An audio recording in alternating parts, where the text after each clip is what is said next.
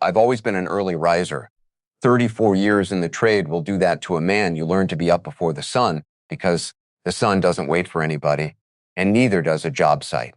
These days, I don't have a job site to get to, not really, just the occasional inspection work that keeps my hands busy and my truck insurance justified, but the habit never left me. I still wake at 5:40 like there's a crew depending on me. I still make coffee the same way I did when Ellen was alive to complain about how strong I made it. Some habits aren't really habits at all. They're just what's left of a life you used to have. That morning started like most of them. I had a small job out past the county line, inspecting the panel work on a new build for a contractor I've known, since he was still learning which end of a wire nut went where. Nothing complicated. I like those jobs now. The simple ones. The ones where I can walk through a house, check the boxes, shake a man's hand, and be home before the heat of the day sets in. I've earned that kind of simple by 30-some years of climbing into attics in July and crawling under houses in January bought me the right to a slower pace, and I don't feel one bit of guilt taking it. On my way home, I stopped by the hardware store, more out of habit than need, picked up a few things I didn't strictly require. That's another thing retirement does to a man. It turns errands into events.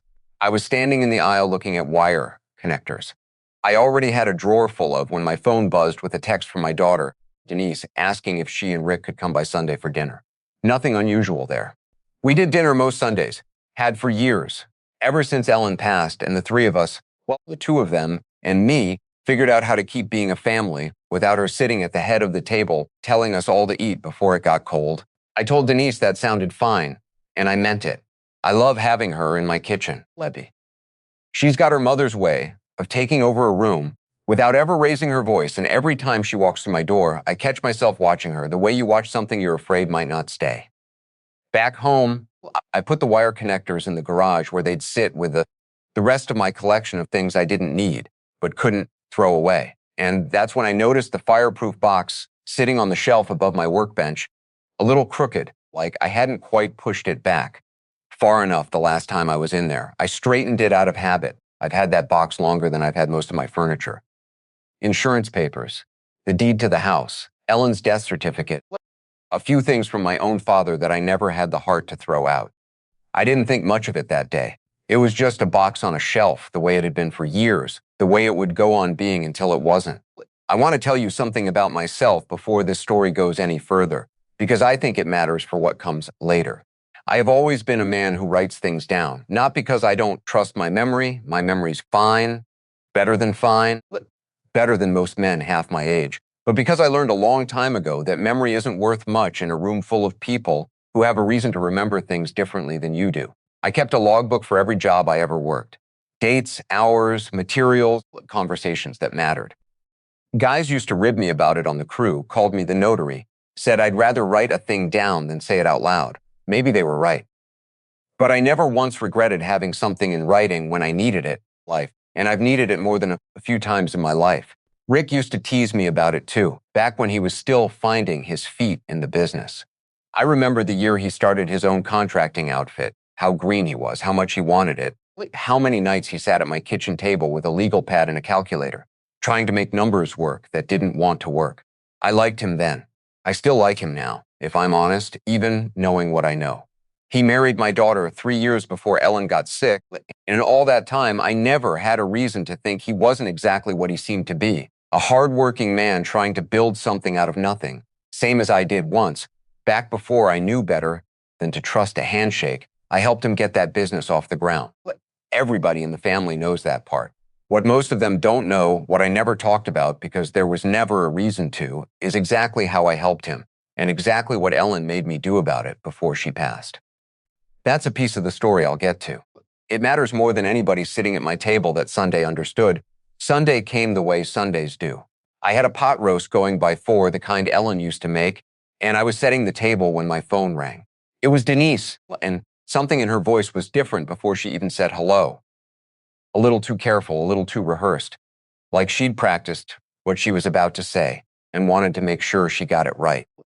She asked if it would be all right if she and Rick came a little early, just the two of them, before dinner, just to talk. I told her, of course. I didn't think much of it in the moment. I wish I could tell you I did. I wish I could tell you some part of me already knew what was coming. But the truth is, I just went back to setting the table, humming something I couldn't name, with no idea that my daughter was already on her way to ask me a question that would change everything. I pulled into the driveway a little after 5:20 minutes ahead of when we usually sat down to eat, and I remember watching Rick's truck through the kitchen window as it rolled to a stop. That big new Ford he'd bought the year before, still looking showroom clean, not a scratch on it, which told you something about a man who ran a contracting business if you knew what to look for. A working truck gets dirty. A truck that stays clean either isn't being worked hard enough or it's being kept that way on purpose, for show. I didn't think much of it then. I filed it away the way I file most things, without meaning to, the way you notice a nail that's sitting a little proud of the board, without deciding to fix it right that second. Denise came in first, and she hugged me the way she always does. But there was something stiff in it, something held back, like she was hugging me and bracing herself at the same time. Rick came in behind her, carrying a six-pack of the beer I like, which was a nice gesture, the kind of thing he always did, the kind of thing that made him easy to have in the family. He shook my hand, clapped me on the shoulder, told me the pot roast smelled like heaven, and for a few minutes it was just the three of us in my kitchen the way it always was, easy and warm. Denise pulling plates down from the cabinet like she still lived there. Rick asking about the inspection job I'd done that week. I want to be fair to Rick here, because it would be easy for me to tell this story like he was rotten from the start, and that wouldn't be the truth. The truth is more complicated than that, and complicated is harder to forgive but easier to understand. That evening, sitting in my kitchen, he told me about a new hire he'd brought on, a young electrician with real talent. I could hear the pride in his voice, the same pride I used to hear in my own voice 30 years ago when a green apprentice finally wired his first panel clean. Rick loved that business. Whatever else turned out to be true, I never doubted that part. But under the pride, if you knew how to listen, there was something else. He mentioned, almost too casually, that things had been tight the last few months, a big commercial bid that fell through, some equipment costs that ran higher than expected. Nothing alarming on its own. Every contractor has lean stretches. I'd had plenty myself. But his phone buzzed twice while we sat there, and both times he glanced at it, and both times something moved behind his eyes before he put it face down on the table without answering. I noticed. I didn't say anything. A man raised the way I was raised doesn't ask another man about his phone at the dinner table. But I noticed, Denise noticed too. I caught her watching him the same way I was, and for just a second, before she caught herself, something crossed her face that looked like worry wearing a mask of patience. She's always been good at that, holding her feelings still on the surface while they moved underneath, same as her mother. We ate. The pot roast was good, if I do say so, and for a while the conversation drifted somewhere easier. Denise telling me about a garden bed she wanted to put in behind their house. Rick talking about maybe taking on a second crew if the spring picked up the way he was hoping. It felt, for about 40 minutes, like an ordinary Sunday. I let myself believe it was. Then Denise set her fork down, and I felt the air in the room shift the way it does right before a storm rolls through. That particular stillness that isn't really stillness at all, but pressure building somewhere you can't see yet. She said, "Dad, I want to ask you something, and don't take this the wrong way." I told her there wasn't a wrong way to ask her father something. I meant it as a joke. She didn't smile. She asked me if I remembered signing some paperwork for Rick a while back. Not the original loan, she said, something more recent. I told her I remembered signing plenty of things for Rick over the years. I asked her to be more specific. She looked at Rick, and Rick looked at his plate. And in that little exchange, that half second, where neither one of them wanted to be the one to say the next thing, I understood that whatever this was, it had been discussed before I walked into it. I was the last person in the room to know what the room was about. Rick finally spoke up, gentle, the way you'd talk to somebody you were worried about upsetting. He said they'd just been thinking lately about making things a little simpler for me, that with the business growing the way it was, there was a lot of paperwork moving around, and it might be easier on everybody, easier on me, if we set up something formal. A power of attorney, he called it, just for finances. Just so things didn't get complicated down the road. I sat there with my fork halfway to my mouth, and I felt something go quiet and cold in the center of my chest, the kind of quiet that isn't peace, the kind that comes right before you understand you've been handed a problem dressed up as a kindness. I asked him plain why he thought that was necessary, and Rick said something about wanting to protect me. about not wanting me to get overwhelmed, about how at my age it's smart to plan ahead. At my age, I'm 67 years old. I still climb into attics. I still read blueprints faster than men half my age. And sitting in my own kitchen in the house I built half the wiring in with my own two hands, I watched my son-in-law explain to me, gently, kindly, with real concern in his voice, that maybe I wasn't sharp enough to be trusted with my own affairs anymore. Denise reached over and put her hand on mine, and she said, "We just love you, Dad. We just want to make sure everything's protected." And I believed she meant it. I still believe she meant it. But somewhere behind her concern, underneath the love that was absolutely real, there was a story that had been told to her before I ever walked into this conversation, and I didn't yet know who had written it, or why, or what it was really protecting. That night, after Denise and Rick had gone home and the dishes were dried and put away, I sat alone at my kitchen table with the lights off, except for the one over the stove. And I let myself think about a man named Harold Beeman for the first time in a long while. I was 26 years old when I went to work for Beeman Electric, a small outfit out of the next county over, back before I had my own license, back when I was still learning the trade from men who'd learned it from men before them.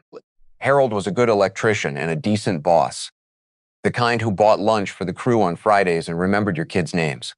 I worked for him for 6 years, and somewhere in year 4, he started talking to me about the future, about how he was getting older, how his own boys weren't interested in the trade, how a man like me, steady and sharp and good with people, might someday be looking at more than just a paycheck from Beeman Electric. He never used the word partner outright, not in those early conversations, but he circled it close enough that I started building a life around the promise of it. I worked harder those 2 years than I'd worked in my life. I took on jobs nobody else wanted, covered for him when his health started to slip, put in hours I never billed because I thought I was investing in something that would eventually have my name on it too. He told me, more than once, sitting in his truck at the end of a long day, that when the time came, he'd take care of me. Those were his words. "Take care of you, Walt." I never once asked him to put it in writing. I want you to understand why, because it matters.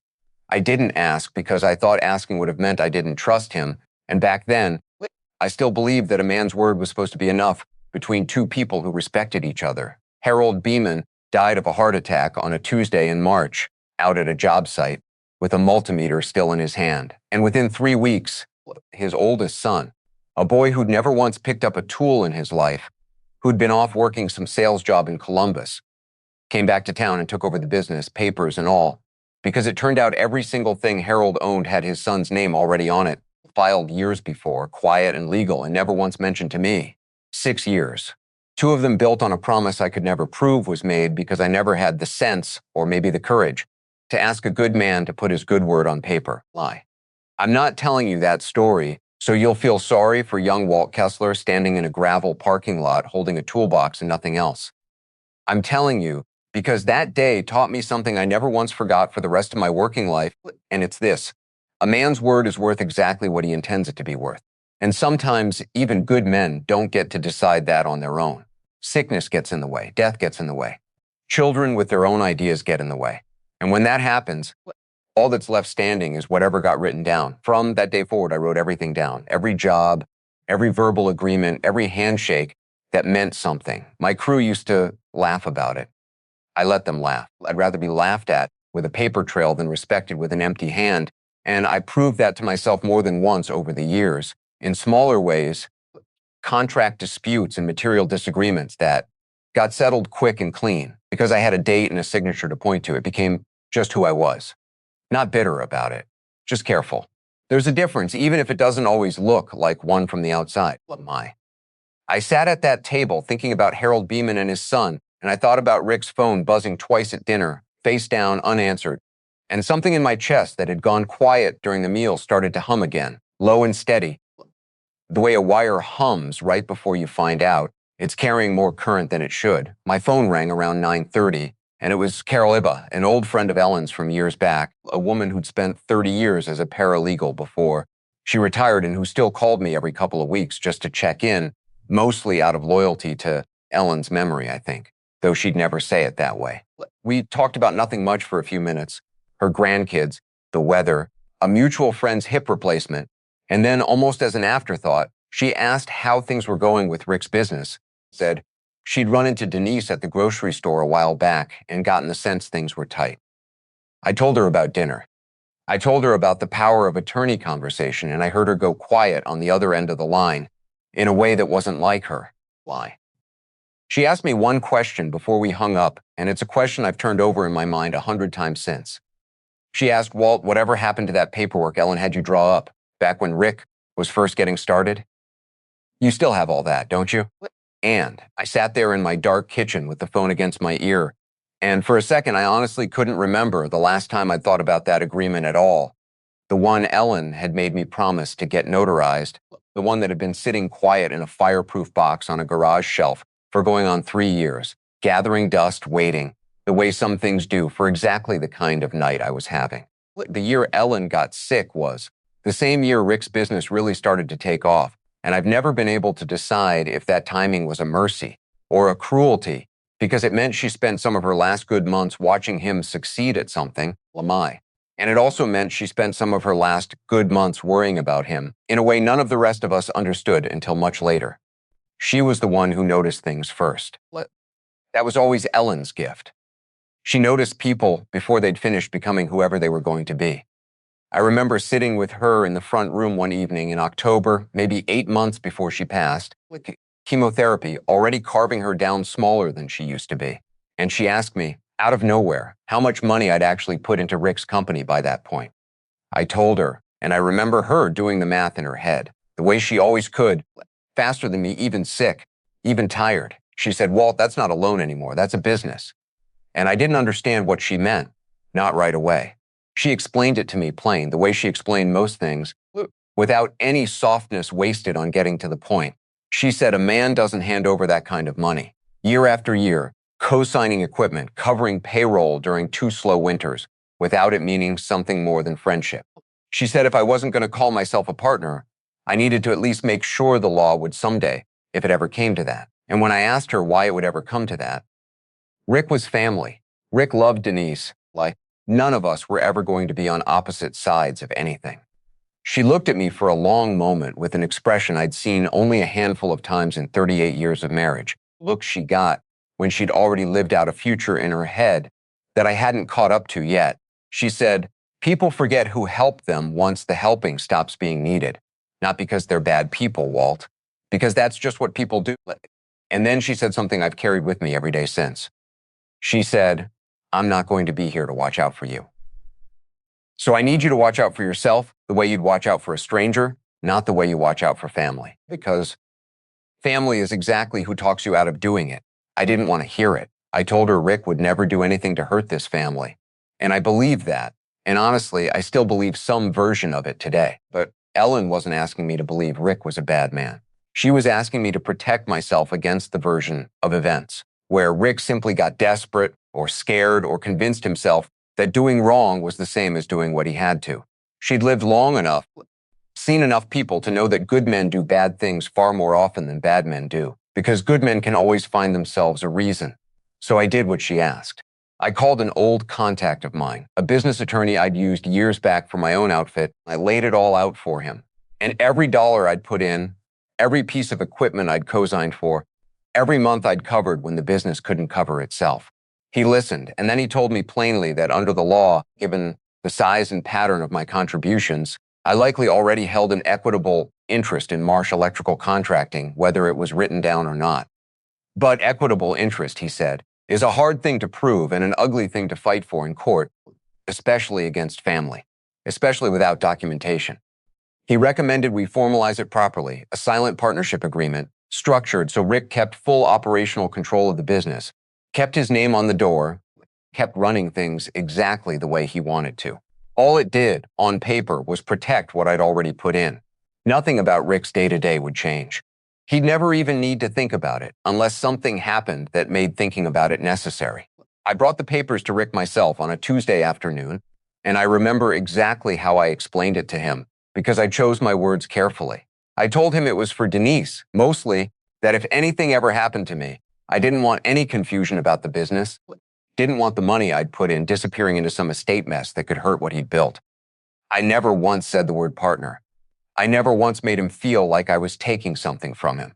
I made it sound small, procedural, the kind of thing a careful old man does out of habit. And Rick, God bless him, didn't argue. He signed where I showed him to sign. He asked, almost as an afterthought, if it changed anything about how the business ran. And I told him no, not one thing, not while I was alive and everything was going fine. He believed me. I believe he still believes to this day that it was exactly what I told him it was. We had it notarized 2 weeks later in a strip mall office next to a dry cleaner. I remember driving home afterward, feeling almost embarrassed, like I'd done something a little shameful, a little untrusting, wrapping family business up in legal language the way you'd handle a stranger. Ellen was waiting for me at the kitchen table when I got home, and she didn't ask how it went. She just looked at me and nodded. Once, like a job, finally checked off a list, and she said, "Now put it somewhere safe and don't think about it again unless you have to." I put it in the fireproof box. And for almost 3 years, I didn't think about it again. Denise came through my front door the following Sunday, looking like a woman who hadn't slept well. And before she'd even taken her coat off, she asked if we could talk. Just the two of us. Before Rick got there.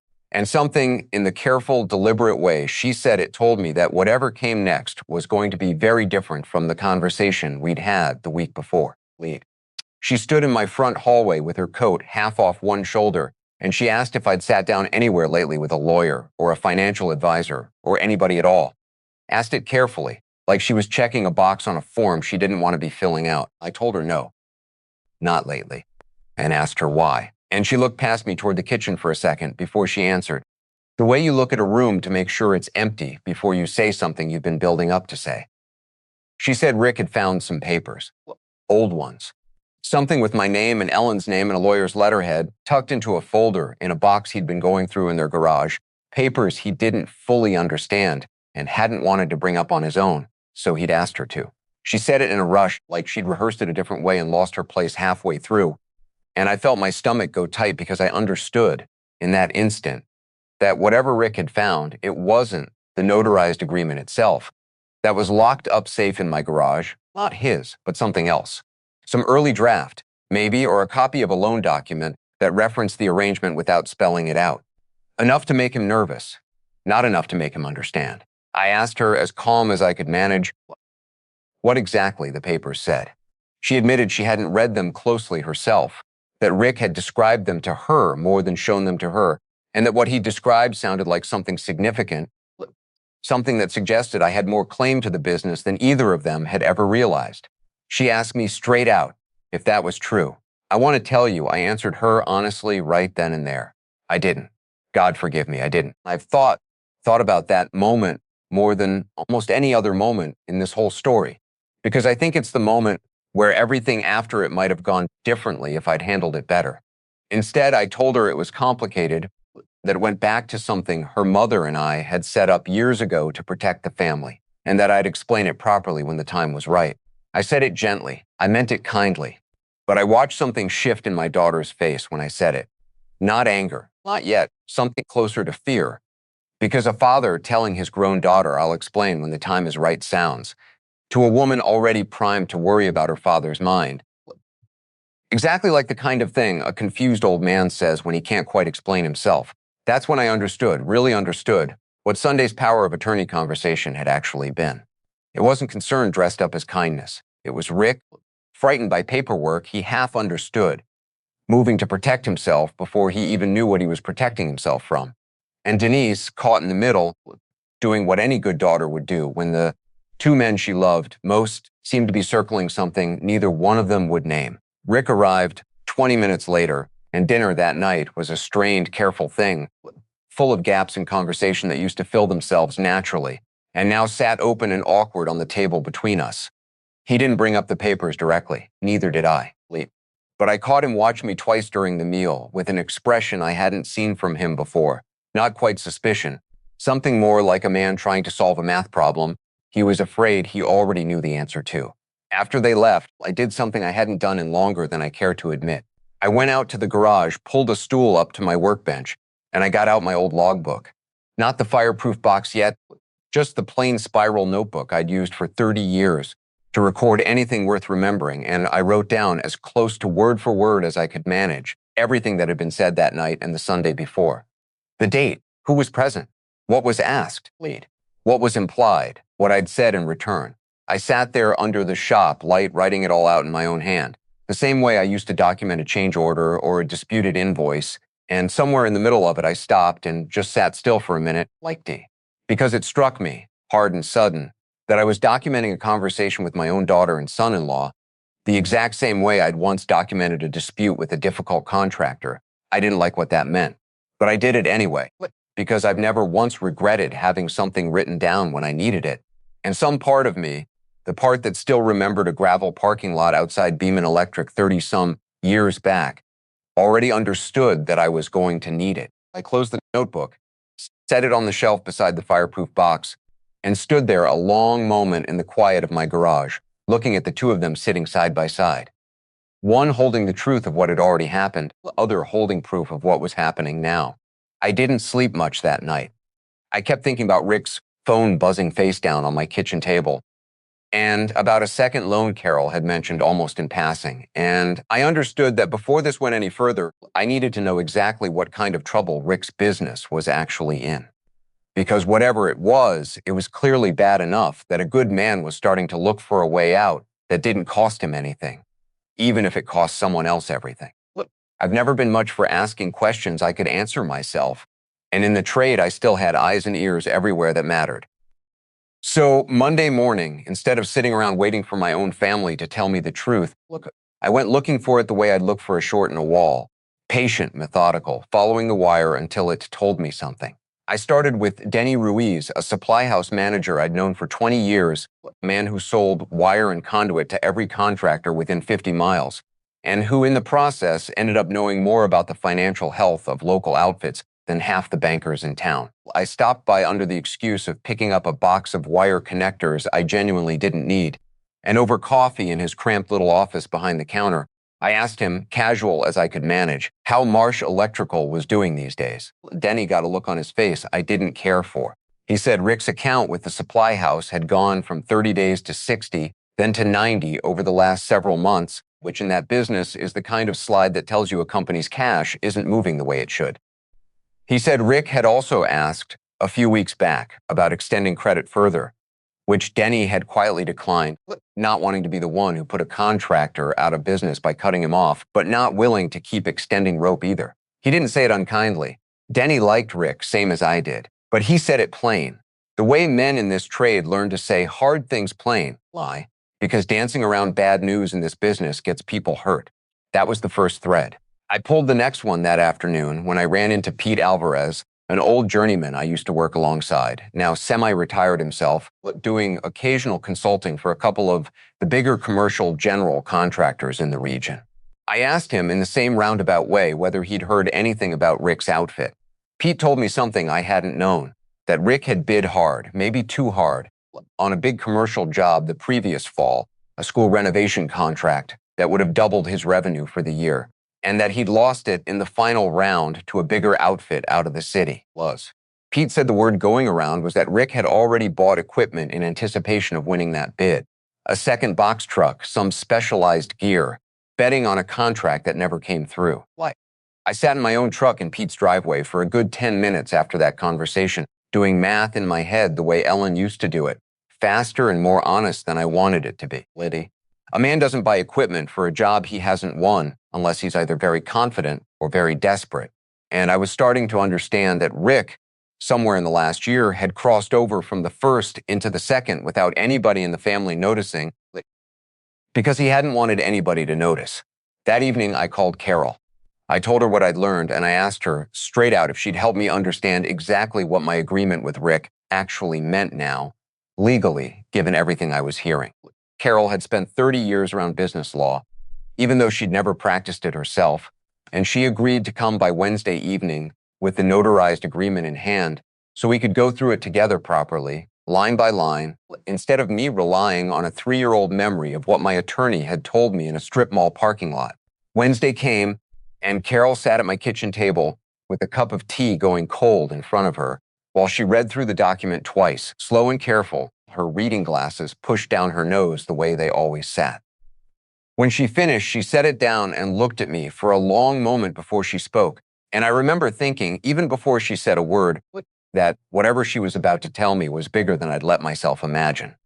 She said the agreement wasn't just a loan protection, the way I'd always thought of it in the years since I signed it. She said it granted me a genuine equity stake in the business, structured as a silent partnership, and that under its terms, any sale, refinancing, or transfer of ownership interest required my written consent. Any of it. She said that if Rick was in the kind of trouble I was describing, deep enough that he might be looking to bring on new investors or sell off part of the company, restructure debt using the business itself as collateral, he legally could not do any of that without my signature. And that, she said, slow and deliberate, watching my face while she said it, might explain everything I'd experienced in the last 2 weeks a whole lot better than any concern about my memory ever could. I sat with that for a minute, feeling something cold settle into my chest, because it meant the power of attorney conversation hadn't been about protecting me at all. It had been about neutralizing me. Quietly, kindly dressed up in language about my welfare, but aimed, whether Rick fully admitted it to himself or not, at getting my signature authority moved into hands that wouldn't ask hard questions when the time came to sell or borrow or give away a piece of a company that wasn't entirely his to give. Carol asked me if I wanted to call a lawyer that night, get ahead of it, maybe even confront Rick directly before things went any further. I told her no, not yet. Whatever else was true, Rick was still my daughter's husband, still a man I'd once believed in enough to put my money behind, and I wasn't ready to burn the house down before I understood exactly how much of it was already on fire. I asked her instead to help me understand my own paperwork well enough that when the moment came, and some part of me already knew it was coming, I wouldn't be the one caught explaining myself. I'd be the one holding the truth, calm and ready, the way I'd learned to hold it every single time since a gravel parking lot outside Beeman Electric taught me never to be unprepared again. Carol came back the following Monday with a friend of hers, a retired business attorney named Gene Whitfield, who'd spent 40 years untangling exactly this kind of mess, and who'd agreed, as a favor to Carol and to Ellen's memory, look over everything I had and tell me plainly where I stood. We sat around my kitchen table for the better part of 2 hours, the fireproof box open between us, the notarized agreement spread out alongside my old logbook, and a folder of loan documents I'd gathered from public filings that Denny and Pete had pointed me toward without ever quite saying so directly. Gene read slower than Carol had, stopping every few pages to ask me a question, and by the time he finished, he sat back in his chair and looked at me the way a doctor looks at you right before he tells you something you already suspected, but hadn't let yourself fully believe. He told me I wasn't just protected. I was, in every legal sense that mattered, an owner, not a silent creditor waiting patiently to be paid back, an actual equity partner in Marsh Electrical Contracting, holding a documented, notarized, unambiguous claim to a real percentage of that company with veto power over exactly the kind of transaction Rick appeared to be trying to arrange. He said the language Ellen's attorney had used back then was about as airtight as he'd seen in a family business agreement, precise in a way that told him whoever drafted it had understood exactly what kind of situation it might someday need to survive. I asked him what that meant in plain terms, and he said it plain. It meant that if Rick tried to sell part of the business, bring in an outside investor, refinance using the company as collateral, or restructure ownership in any way that diluted or removed my interest, he needed my signature to do it.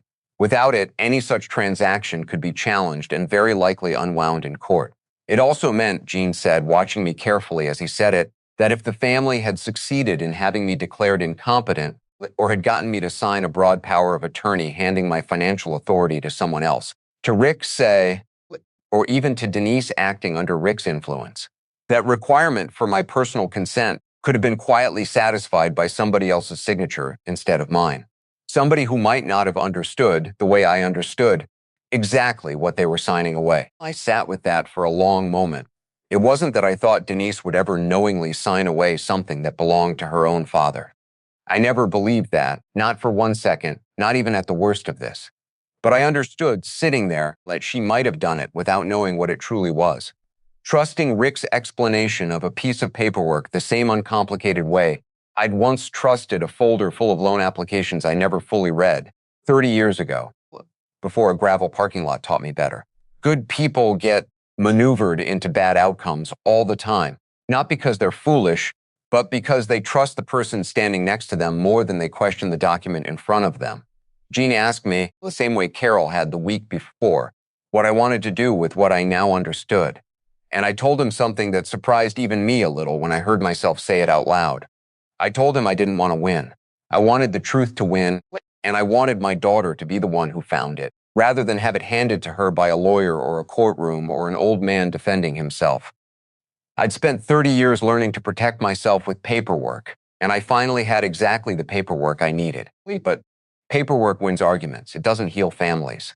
And whatever else this turned into, I still wanted more than I wanted to be right for Denise to come out the other side of it, able to look at both the men in her life with clear eyes instead of picking a side out of loyalty or fear. So I made a decision that night, sitting at that table with two good people who'd have gladly helped me go to war if I'd asked them to. I decided I wasn't going to confront Rick, not yet. I was going to give the truth room to surface on its own, and I was going to be ready, quietly, patiently, the way I'd always been ready, for the moment it did. I didn't have to wait long. Denise called me 2 days later on a Wednesday afternoon, her voice tight and strange in a way I'd never heard from her before, not even during the worst weeks of her mother's illness.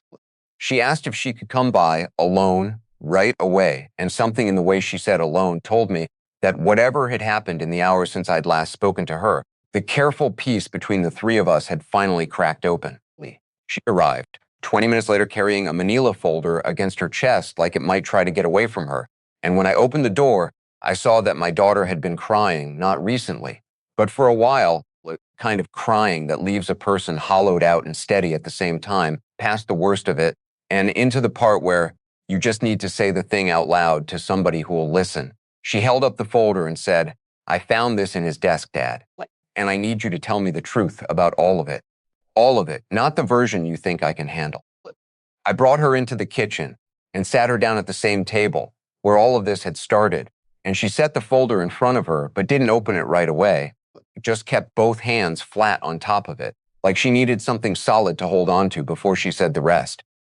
She told me she'd been going through Rick's desk looking for an insurance document, something ordinary, something that had nothing to do with any of this, and she'd found a second loan application instead, dated 8 months back, for an amount that made her go still when she read it, secured against equipment and receivables she hadn't known existed. Behind it, she found correspondence with a business broker, somebody Rick had apparently been quietly talking to for weeks, about valuing the company, about what it might be worth to a buyer, about what it would take to bring in an outside investor to shore up the cash flow before things got worse. And behind that, near the bottom of the folder, she found a rough handwritten note in Rick's own writing, a list of steps, and one of the lines on that list, she told me, her voice cracking for the first time since she'd walked in the door, said talk to lawyer about Walt's authority.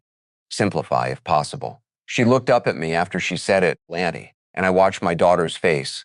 Do something I hope I never have to watch again.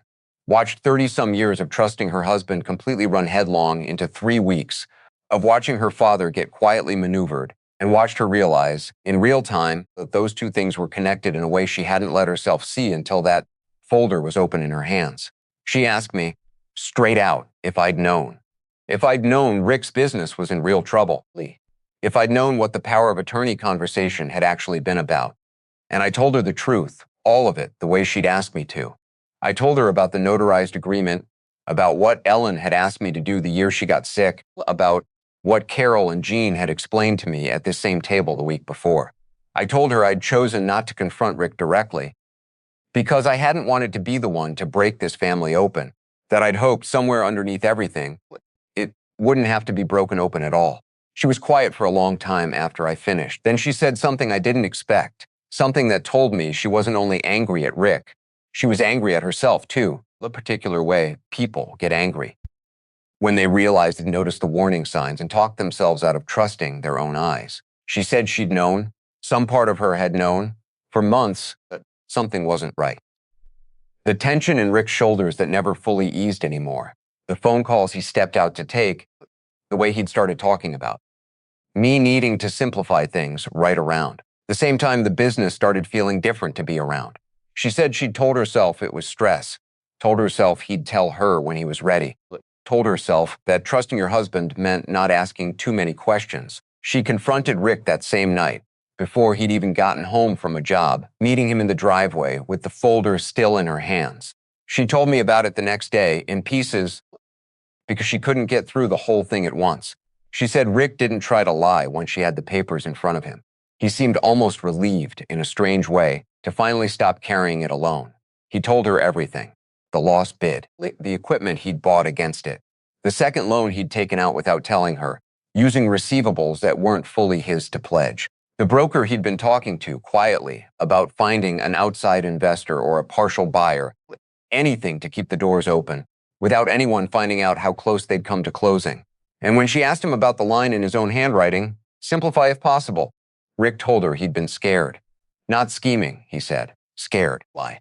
He said he'd found out from his own attorney while looking into financing options that Walt's name was attached to more of the business than either of them had ever talked about. And he panicked because he didn't understand it, because he didn't know how deep it went, and because the fastest way he could see to solve his problem was to make that authority go away, before it became one more obstacle standing between him and saving the company he'd spent years building.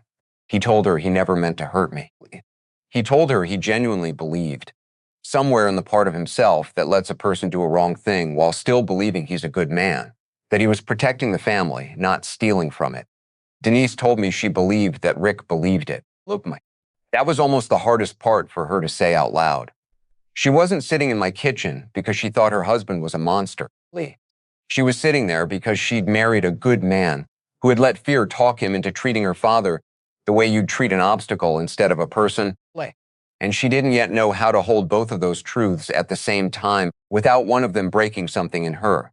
She asked me what I wanted to do now. I told her I wanted to do the one thing I'd been holding off on since Carol first read through that agreement at this table. I wanted to sit down, all three of us, together and put everything out in the open, not as an ambush, not as a fight, but as the truth finally getting the room it needed.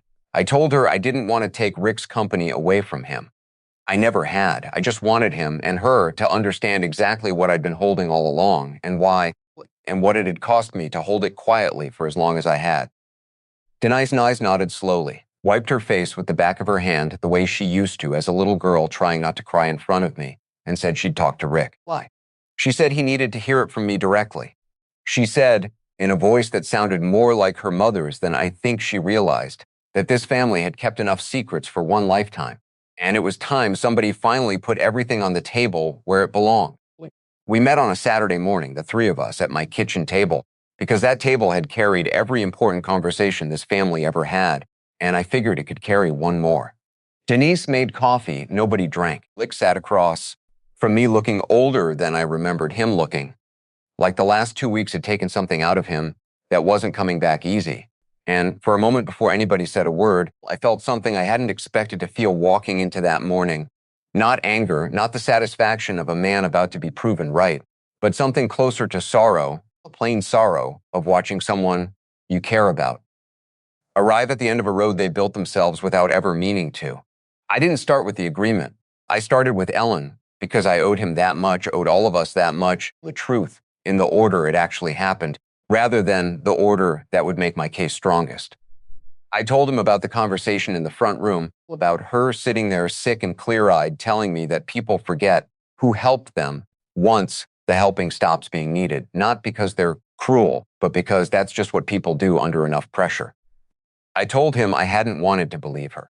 I told him I'd gone and gotten that agreement drawn up anyway, out of respect for a dying woman's wishes, never once expecting I'd need it, tucking it away in a fireproof box and trying for 3 years to forget it existed. Rick sat very still while I talked. He didn't interrupt. When I finally set the folder on the table between us, the notarized agreement, Jean's written summary of what it meant, the loan documents Denise had already shown him once in anger and was now seeing again in a different kind of quiet. He read through it slowly, the same way Carol had, the same way Jean had, and I watched something in his shoulders drop when he reached the section that spelled out, in Jean's plain language, exactly how much authority I actually held over the future of his company. He didn't argue with it. I think that was the moment I understood how far gone his fear had really carried him. Because a man with something to hide fights the paper in front of him, and Rick didn't fight it at all. He just sat there, quiet, for a long moment, and then he said, low, almost to himself, that he'd known, somewhere in the back of his mind, that this was probably the truth. He said he'd let himself not look too closely at it, because looking closely would have meant admitting he was about to lose control of something he loved, and he hadn't been able to face that. Not on top of everything else he was already trying to hold together alone, I asked him, plain, why he never just came to me directly. Why lie? Instead of sitting down at this same table 8 months ago and telling me the business was in trouble, he'd gone looking for a way around me instead of through me.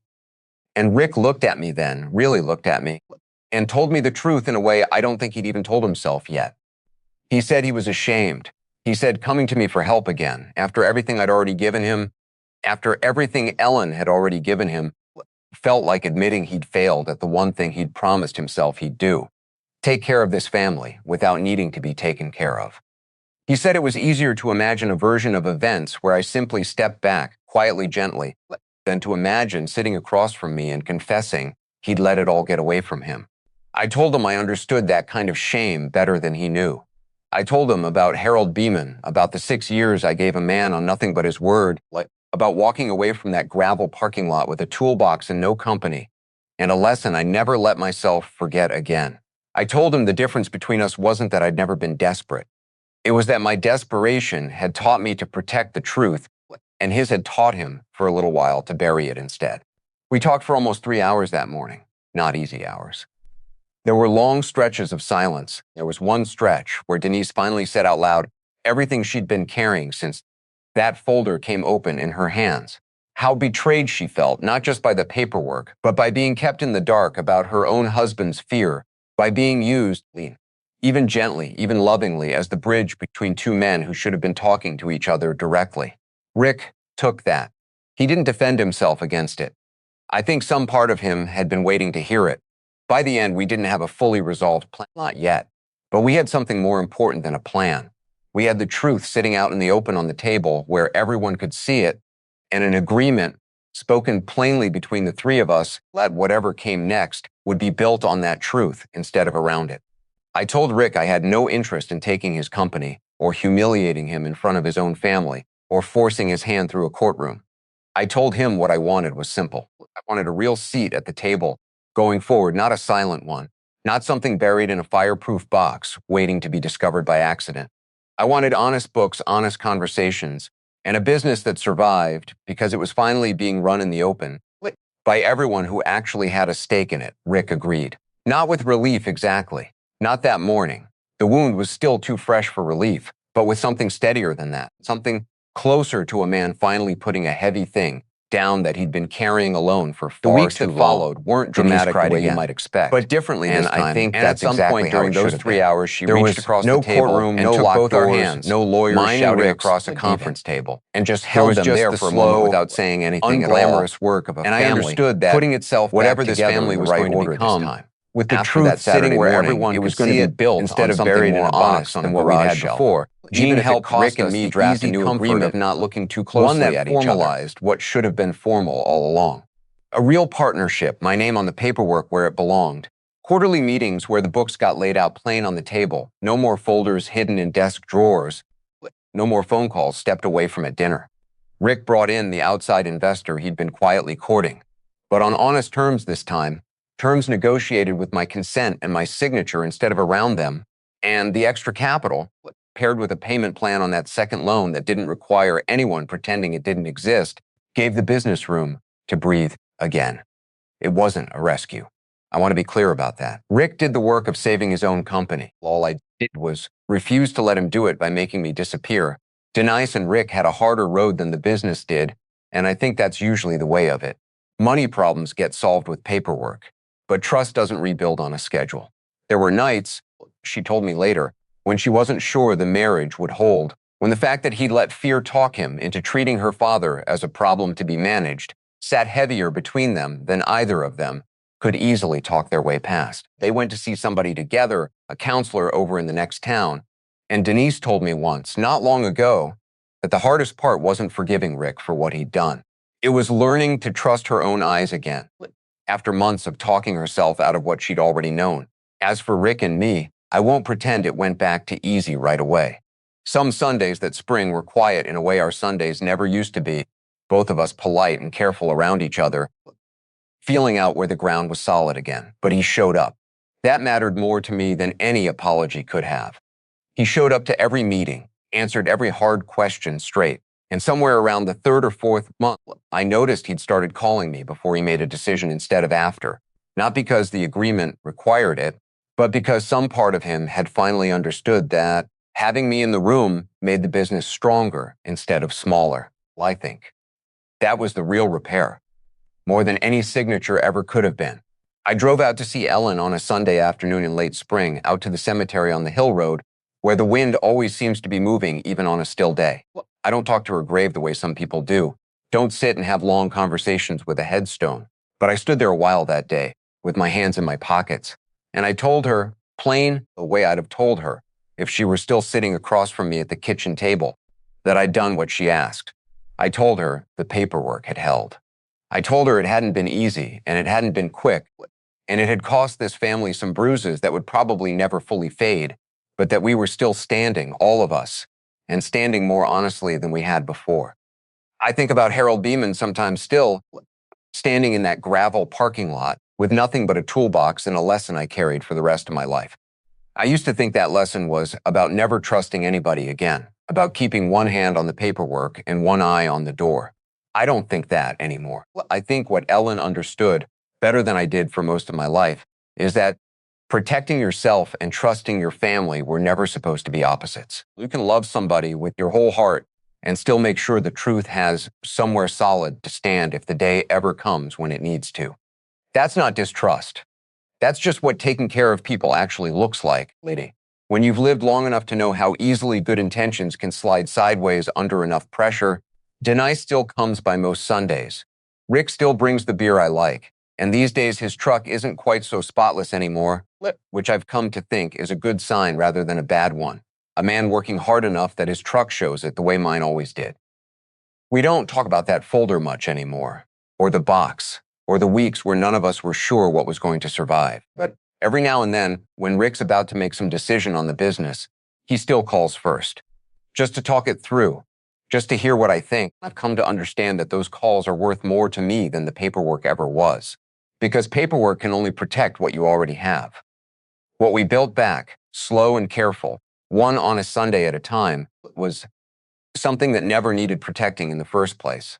As long as everybody at the table was willing to tell the truth.